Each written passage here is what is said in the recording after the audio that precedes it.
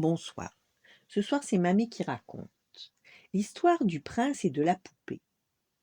Alors que des enfants s'amusaient et s'agitaient dans les rues de Menton, une femme se pencha à sa fenêtre et soupira.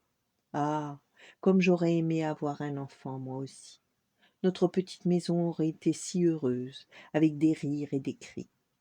En entendant sa femme se lamenter ainsi, son époux décida de lui sculpter une poupée de cire si délicate qu'on aurait pu la croire en vie. L'homme et la femme s'occupaient de la poupée comme d'un véritable enfant. Ils l'asseyaient à table avec eux, la promenaient dans leur jardin et lui faisaient même la lecture. Un jour, le fils du roi passa devant la maison et aperçut la poupée. Il la trouva si belle qu'il tomba instantanément amoureux d'elle.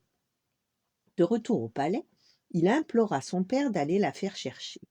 Le roi envoya donc 8 serviteurs dans la modeste demeure afin de demander la main de la jeune femme et de la ramener au château.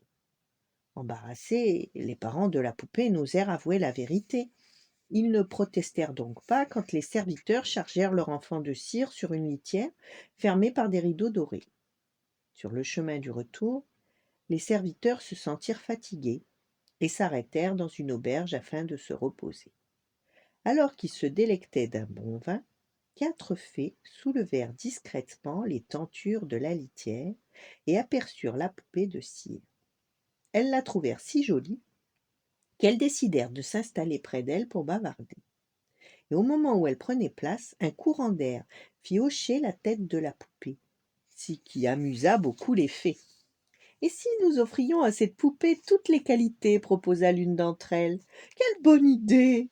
C'est ainsi que tour à tour les fées dotèrent la poupée d'une magnifique voix, de la sagesse, de la gaieté et de 1000 autres vertus. Au petit matin, quand elles entendirent les serviteurs regagner la litière, elles disparurent sans tarder. Arrivée au palais, la poupée était devenue une sublime jeune femme, encore plus belle que dans les souvenirs du prince.